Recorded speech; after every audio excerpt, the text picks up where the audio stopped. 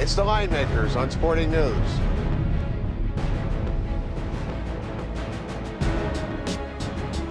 $1 million is at stake this Saturday night at Charlotte Motor Speedway. Welcome to the Linemakers on Sporting News. I'm Micah Roberts. Perhaps the greatest all-star event of all the sports is the NASCAR All-Star Race. Not just because there's $1 million at stake for the winner, but also because of the fact that they run harder and race harder than you might see in a regular season race, which is completely different from what we see in basketball, football, and hockey, where it looks nothing like the sport that they play.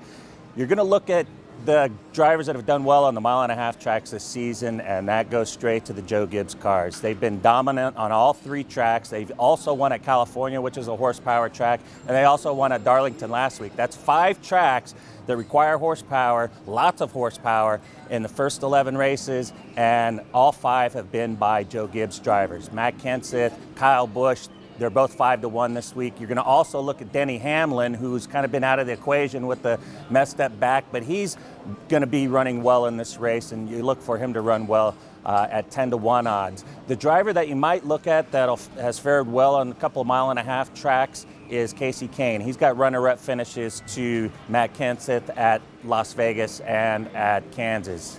He's fared the best.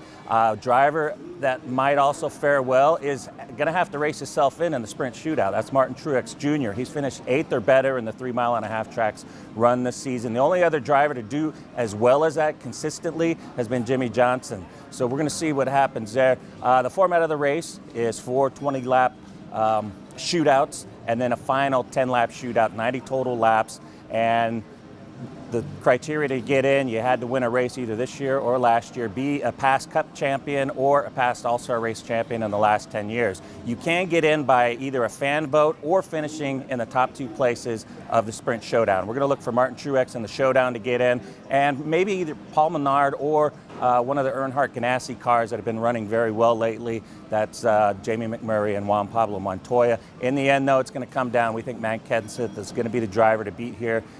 Kyle Busch is going to be right there, and then maybe Casey Kane. Thanks for watching.